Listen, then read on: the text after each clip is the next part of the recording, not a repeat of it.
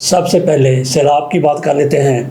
ایک تو پاکستان میں بارشیں بہت زیادہ ہوئی ہیں، کلاؤڈ برسٹ ہوئے ہیں، حتیٰ کہ گلیشیئر بھی پھٹ گیا۔ اس سے کتنی زیادہ تباہی ہوئی، کتنی زیادہ ہلاکتیں ہوئی، یہ سب کے سامنے ہے۔ بارشیں بدستور ہو رہی ہیں، مزید بھی الرٹ جاری کیا گیا ہے۔ اس کے ساتھ بھارت کی طرف سے پاکستان کے ان دریاؤں میں پانی چھوڑ دیا گیا جو ہمیشہ بھارت کے ان پر ڈیم بنانے کی وجہ سے اور سینتاس معاہدے کی وجہ سے خشک رہتے ہیں۔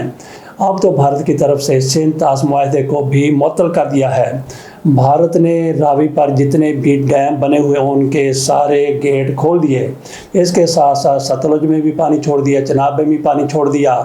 اس طرح سے پاکستان میں جس طرح سے سیلاب نے تباہی مچائی ہے وہ اپنی مثال آپ بن کے رہ گیا ہے۔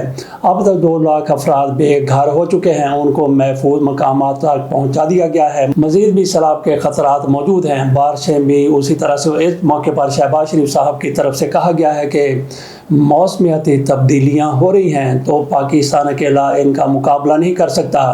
تو شہباز شریف صاحب پہلے ہی 2022 کی طرح 2010 کی طرح کشکول لے کر پھر رہے ہیں۔ 2010 میں شہباز شریف صاحب پنجاب کے حکمران تھے اور آصف علی زرداری صاحب مرکز میں تھے، اور ان دنوں بھی ان کی ایک دوسرے کے ساتھ کتنی بنتی تھی۔ بہرحال کشکول برداری میں یہ دونوں شامل تھے۔ پاکستان کو کروڑوں نہیں بلکہ اربوں ڈالر کی امداد دی گئی۔ کہاں گئی؟ ان سے پوچھا جائے، ان کی ٹی ٹی چیک کی جائے اور دیکھا جائے کہ کس طرح سے پاپڑ والا، کس طرح سے لسی والا، کس طرح سے دہی والا وہ ان دنوں میں کام اپنا دکھاتے رہے، تو آپ کو پتہ چل جائے گا کہ وہ اربوں ڈالر کہاں پہ چلے گئے۔ تو آپ کو پتہ چل جائے گا کہ وہ اربوں ڈالر یا پھر اربوں روپے کہاں پہ چلے گئے۔ اسی طرح سے شہباز شریف صاحب کی طرف سے ایک مرتبہ پھر امداد کی اپیل کی جائے۔ دنیا کو کہہ رہے ہیں کہ موسمیاتی تبدیلیاں جس میں پاکستان کا کوئی بھی عمل دخل نہیں ہے، لیکن پاکستان، اس میں بھی کوئی شک نہیں ہے کہ پاکستان ان 10 ممالک میں شامل ہے جو دنیا میں سب سے زیادہ موسمیاتی تبدیلیوں کے باعث مضر اثرات کا شکار بنے ہیں۔ شہباز شریف صاحب کی طرف سے ان ساری چیزوں کا حوالہ دیتے ہوئے دنیا سے کہا گیا ہے کہ ہماری مدد کریں، تو دیکھتے ہیں کہ پاکستان کی دنیا کتنی مدد کرتی ہے۔ ہم بات کر رہے تھے کہ سیلاب سے جس طرح سے تباہ کاریاں ہوئی، پانی نے اتنی زیادہ تباہی مچا دی ہے کہ فوج کو بھی کئی علاقوں میں طلب کرنا پڑ گیا ہے۔ خبر میں کہا گیا ہے کہ راوی، ستلج اور چناب بفر گئے۔ پنجاب میں انتہائی اونچے درجے کا سیلاب، فوج کو طلب کر لیا گیا۔ بھارت نے دریائے راوی پر بنے ڈیم کے تمام گیٹ کھول دیے۔ 2.5 اور 7 لاکھ کیوسک پانی کے 2 ریلے پاکستان میں داخل۔ دریائے ستلج میں بھی انتہائی اونچے درجے کا سیلاب۔ اس طرح کی خبریں آ رہی ہیں، اس سے آپ اندازہ کر سکتے ہیں کہ سیلاب نے کس طرح سے پاکستان میں تباہی مچا دی ہے۔ اب چلتے ہیں دیگر کچھ خبروں کی طرف۔ مریم نواز شریف صاحبہ جاپان سے دورے سے واپس آ گئی ہیں۔ وہ اس طرح سے پتہ چلا ہے کہ وہ خود تو کہیں ریسٹ کر رہی ہوں گی، تھکاوٹ دور کر رہی ہوں گی۔ ان کی جو بہت بڑی ایک وزیر ہے، بلکہ دوسرے درجے کی وزیر ہیں۔ دوسرے درجے کا مطلب یہ ہے کہ پہلے نمبر پر مریم اورنگزیب صاحبہ ہیں اور دوسرے نمبر پر پھر عظمیٰ بخاری صاحبہ آ جاتی ہیں۔ ان کی طرف سے ایک پریس کانفرنس کی گئی ہے جس میں انہوں نے لتاڑ کے رکھ دیا ہے، دبا کے رکھ دیا ہے، بلکہ دھو کے رکھ دیا ہے۔ امب کی طرح دھو کے نہیں رکھا بلکہ جامنوں کی طرح دھو کے رکھا ہے، کیونکہ آم کو آپ کھاتے ہیں تو اس طرح سے نہیں دھوتے، کیونکہ آم کو آپ نے کھانا نہیں ہوتا بلکہ چوسنا ہوتا ہے، تو اس لیے اس کو زیادہ دھونے کی ضرورت نہیں ہوتی۔ اور جامن آپ جس طرح سے کھاتے ہیں مکمل طور پہ دھو کے کھاتے ہیں۔ اس طرح سے جنابہ کی طرف سے دھویا گیا ہے۔ ان لوگوں کو جو تنقید کر رہے تھے مریم نواز شریف صاحبہ پر، کہہ رہے تھے کہ انہوں نے اتنا خرچہ کر دیا، وہ اس طرح کا لباس پہنتی ہیں، وہ اس طرح سے اپنی فیملی کو ساتھ لے کے چلی گئی، تو محترمہ کی طرف سے کہا گیا کہ 16 رکنی وفد تھا، سرکاری وفد، اور اس کے علاوہ جو غیر سرکاری لوگ تھے ان کے بارے میں انہوں نے زیادہ نہیں بتایا۔ کچھ لوگ تو کہتے ہیں کہ 40 لوگ تھے، اور جو مخالفین ہیں وہ تو 60-70 تعداد بتاتے ہیں۔ 40 پر 12 لوگوں کا اتفاق ہے۔ تو ان کی طرف سے کیسے دھویا گیا ہے؟ انہوں نے کہا کہ وہ نہ تنخواہ لیتی ہیں نہ ہی چھٹی کرتی ہیں۔ تو جس طرح کا مریم نواز شریف صاحبہ کا کام ہے، جس طرح کی ان کی کارکردگی ہے، ان کو تو بالکل بھی چھٹی کرنے کی ضرورت ہی نہیں ہے، کیونکہ وہ جس طرح سے آفس جاتی ہیں، جس طرح سے آتی ہیں، وہاں پہ جو کچھ کیا جاتا ہے، ٹک ٹاک جس طرح سے بنتے ہیں, जिस तरह से वीडियो बनती है, फिल्में बनती हैं, तो वहाँ पे फिर छुट्टी की क्या ज़रूरत रह जाती है. यही सारी तफरीह है, फैमिली उनके साथ होती है. आपको सुना देते हैं कि किस तरह से उज़्मा बुखारी साहिबा की तरफ से इस तरह कहा गया है, नी तू ओथे नी तेरे नाल ओ. तो ये ज़रा सुने वो क्या कह रही हैं. नवाज के कपड़ों पे उस पर बात करने से पहले वो लोग गिरबान के अंदर झांक के देखे जिनकी अम्मियां कपड़े पहनना मुनासिब नहीं समझ. 16 घंटे के काम करने के बाद अपनी फैमिली को, जिसको वो अपने खर्चे पे लेके गई है, उनके तमाम खर्चे का पूरा रिकॉर्ड मौजूद है जो उनके अपने अकाउंट्स में से हुआ है. और वो उसके बाद अपनी फैमिली के साथ होकर कहीं डिनर कर रही हैं, जो सरकारी काम करने के बाद, या अपने बच्चों के साथ वो कहीं फिर रही है. इसमें क्या गलत है भाई? अब जिनकी फैमिलियां नहीं है, जिनके आगे पीछे कोई नहीं, जो लवारिस हैं, जो फैमिलियों को ओन नहीं करते, वो मेरा मसला नहीं है. इतनी वाहियाती कर लें, जितनी ट्रोलिंग. तो इनके हवाले से किसी ने बात नहीं की, लेकिन ये चिढ़ गई हैं, तप गई हैं, गुस्से में आ गई हैं, इश्तियाल में आ गई हैं कि मरियम नवाज शरीफ साहबा के बारे में इन लोगों की तरफ से बात की गई है. तो क्यों बात की गई है? बहरहाल ये एक नई खबर है कि इनकी तरफ से तनख्वाह नहीं ली जाती, इनकी तरफ से छुट्टी नहीं की जाती, और ये घर भी अपना इस्तेमाल करती हैं, और इनकी गाड़ियाँ भी अमूमन उन्होंने कहा कि अपनी गाड़ी पर सफ़र करती हैं. और जो हेलीकॉप्टर है वो भी हो सकता है कि इन्होंने अपने पैसों से ख़रीद लिया. और जो टायर 75 करोड़ के डलवाए गए थे, वो कौन सी गाड़ी में, वो ऐसी गाड़ी को खड़ी करने के लिए टायर इतने महंगे डलवा लिए गए थे. बहरहाल उज़्मा बुखारी साहिबा की तरफ से इनको अच्छे तरीके से धो के रख दिया गया. अब बात कर लेते हैं डिक्की भाई की, और इसके साथ साथ मोहम्मद अली मिर्ज़ा साहब की. जेहलमी उनको कहते हैं, और कुछ लोगों की तरफ से जिस तरह का उन्होंने काम किया है, इनको जहन्नमी भी कहना शुरू कर दिया गया है.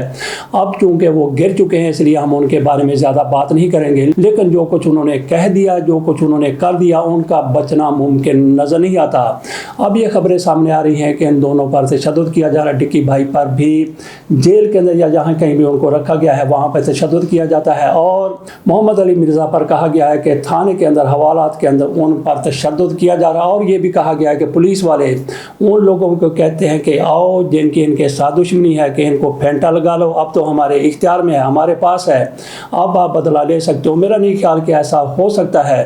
बहरहाल मोहम्मद अली मिर्ज़ा साहब ने जो कुछ किया है उसका जवाब उनको देना है, उसकी उनको सज़ा मिलनी है. आज मिलती है, कल मिलती है, लेकिन ये तशद्दुद का कोई जवाब नहीं बनता. इसी तरह से डिक्की भाई की तरफ से उनको मिलने के लिए लोग गए. उन्होंने पूछा कि डिक्की भाई आपको क्या चाहिए, आपको क्या ला के दें, आपको समोसे ला के दें, आपको चिप्स ला के दें, आपको फ्राइज़ ला के दें, आपको क्या ला के दें, आपको आइसक्रीम ला के दें. उन्होंने कहा खुदा के लिए मुझे कुछ भी ना ला के दें, बस इनको ये कह दें कि मुझे कुटे ना, मुझे मारे ना. तो उनको तशद्दुद का निशाना क्यों बनाया जाता है? उनसे क्या उगलवाना है? वो तो बेचारा सारा कुछ आपके सामने सरेंडर कर चुका है. जिस पर भी तशद्दुद हो रहा है वो मोहम्मद अली मिर्ज़ा हैं या फिर ये हैं डिक्की भाई हैं, वो सरासर गलत है, नाजायज़ है, क्योंकि उन्होंने जो कुछ भी किया है कानून उसकी सज़ा देने के लिए तैयार है, और इनको सज़ा मिल के रहेगी. ख़ुसूसी तौर पे मोहम्मद अली मिर्ज़ा ना घर के रहे, ना घाट के रहे, ना इधर के रहे, ना उधर के रहे, और उनकी एकेडमी भी सील कर दी गई है. 30 लाख उनके फॉलोअर्स हैं. तो इनकी तरफ से जिस तरह से जो बकवास किया गया है, जो घटिया बातें की गई हैं, वो नाकाबिले माफ़ी हैं. और इनको मुझे नहीं लगता कि रिहाई मिलेगी, अभी भी नहीं मिलेगी, और लगता है कि कभी भी इनको रिहाई नहीं मिलेगी. एक अजीब मुतालबा किया गया है हलीमा खानम की तरफ से. उन्होंने कहा कि इमरान खान की आँख में थोड़ा सा मसला है, वो थोड़ी सी सुर्ख है, तो पिम्स के डॉक्टरों से उनका मुआयना करवाया जाए, पिम्स के डॉक्टरों से उनका इलाज करवाया जाए. पहले तहरीक इंसाफ की तरफ से हमेशा उनकी बहनों की तरफ से ये मुतालबा किया जाता था, और वकला की तरफ से भी इमरान खान के जो ज़ाती मुआलज हैं उनको यहाँ पे बुलाया जाए, वो उनका मुआयना करें. लेकिन हलीमा खानम की तरफ से कहा गया है कि पिम्स के डॉक्टरों से मुआयना करवाया जाए. इसका मतलब ये है कि जिस तरह से इमरान खान थोड़ा सा रिलीफ महसूस कर रहे हैं, बल्कि उनकी तरफ से जिस तरह से माफ़ी के हवाले से कहा गया है, पिछले व्लॉग में हमने वो ज़रा पहले कर दिया था, उसमें माफ़ी के हवाले से हमने कोई और बात की थी कि इमरान खान ने माफ़ी के हवाले से बात नहीं की. लेकिन अब ये बात सामने आई है कि उन्होंने सबसे पहले वही बात की थी. आसिम मुनीर साहब से انہوں نے کہا تھا کہ میں معافی نہیں مانگوں گا بلکہ یہ مجھ سے معافی مانگے، تو عمران خان کی طرف سے شدید ترین الفاظ میں کہا گیا تھا کہ سوال ہی پیدا نہیں ہوتا کہ میں ان لوگوں سے معافی مانگوں۔ اس ملاقات سے یہ نظر آ رہا تھا کہ عمران خان کو کچھ ریلیف دیا گیا، لیکن عمران خان سے غصے سے لگتا ہے کہ عمران خان اپنی جگہ پر موجود ہیں، لیکن ان کی بہنوں کی طرف سے یہ کہنا کہ پیمز کے ڈاکٹروں سے علاج کروایا جائے، تو اس کا مطلب یہ ہے کہ عمران خان کے لیے ریلیف کے شاید کوئی دروازے کھلنے والے ہیں، اور اس کی وجہ سے مسلم لیگ نون والے شدید پریشان ہیں، اور مسلم لیگ نون کے جو ٹوٹ گیری کرتے ہیں وہ بھی پریشان ہیں۔ تو دیکھتے ہیں کہ عمران خان کی آنکھ کا علاج یا ان کا معائنہ پیمز والے ڈاکٹر کرنے جاتے ہیں یا نہیں جاتے ہیں۔ میرا نہیں خیال کہ اس حوالے سے حکومت کسی قسم کا کوئی انا کا مسئلہ بنائے گی۔